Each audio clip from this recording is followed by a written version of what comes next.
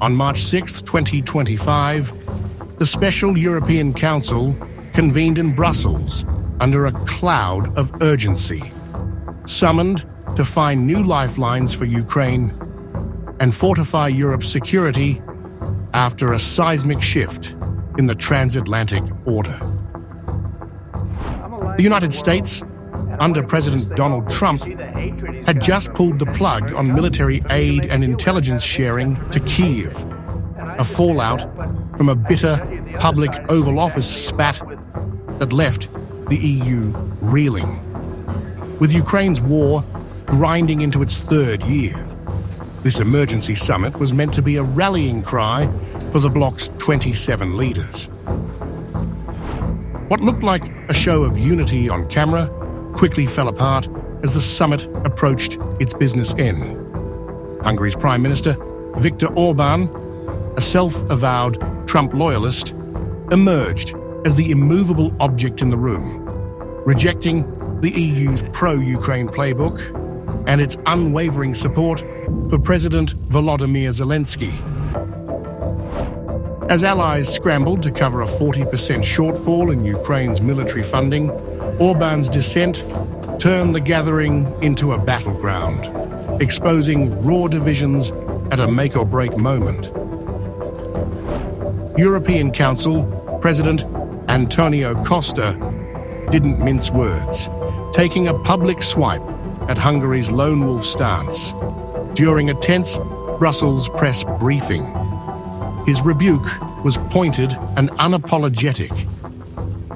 Hungary is isolated among the 27, and we respect Hungary's position, but it's one out of 27, and 26 are more than one. But Orbán wasn't fazed.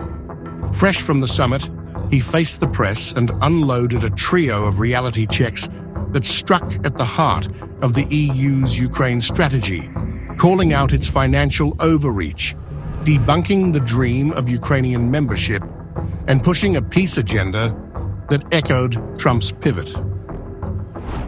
His words, drawn straight from his March 6 presser, weren't just defiance, they were a calculated dismantling of the bloc's consensus.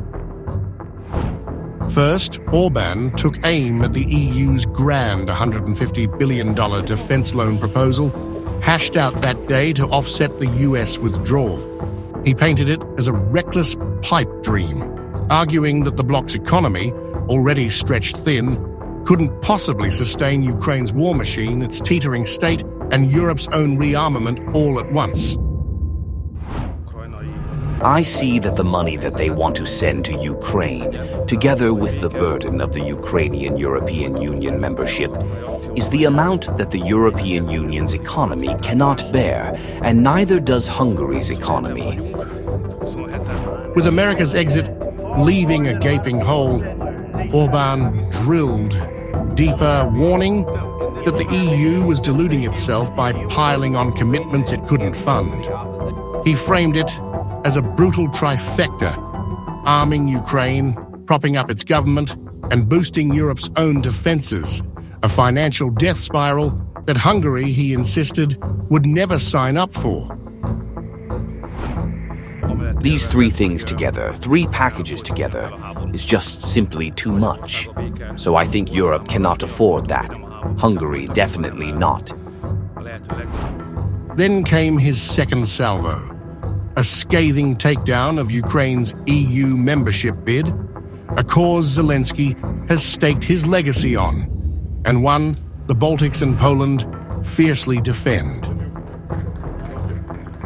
Orbán argued that integrating a war-torn giant like Ukraine would crater Europe's agricultural markets, with Hungary and its neighbors bearing the brunt, a domino effect that could topple the EU's economic order. The whole European agricultural economy would be in trouble. Hungary for sure, but the neighboring countries as well as Ukraine similarly. The whole economic system of the European Union would collapse. Unwilling to let Brussels steamroll his country into that abyss, Orbán doubled down with a bombshell. He'd put Ukraine's EU fate to a Hungarian referendum, an opinion-revealing vote via Hungary's tried-and-true national consultation scheme. It was a power play to wrest control from the summit's elite and hand it to his people, a direct challenge to the EU's top-down push.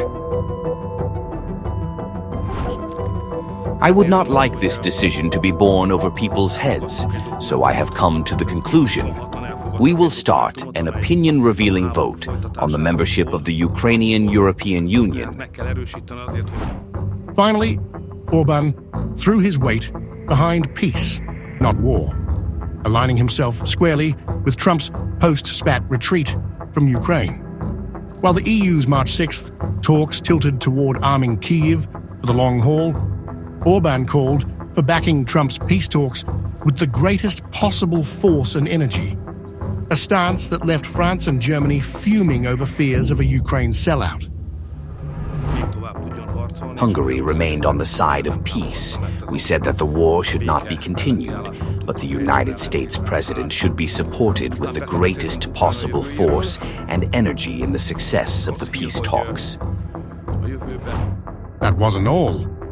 Orbán flipped the script on Costa's isolation jab, arguing the EU, not Hungary, was the one cut off from the world. With the US stepping back, China locked in a trade war, and Russia estranged by sanctions, he cast Brussels as a bloc adrift, while Hungary kept its lines open to all three powers. The isolation is relevant to the European Union. So the European Union has isolated itself from the United States now, isolated itself from China because of the trade war, and isolated itself from Russia because of the sanction policy. The summit's fallout was swift and messy. Just a day earlier, on March 5th, Macron's last-ditch talks with Orbán in Paris had collapsed, and now whispers of a coalition of the willing among the 26 pro-Ukraine states buzzed through the halls. Yet Orbán stood his ground, even nodding to Trump's NATO ultimatum, spend more or lose protection, a logic he called more than right. The policy of President Trump in that respect is more than right, so we have to spend more. The question is, for what? As Russia's war machine churns on and the US washes its hands of Ukraine, Orbán's stand at the March 6 Council isn't just a Hungarian rebellion, it's a flare illuminating the EU's fractured soul. Costa's 26 versus 1 line may hold the math, but Orbán's reality checks, rooted in cold economics and Trumpian pragmatism, threaten to unravel the bloc's unity when it's needed most.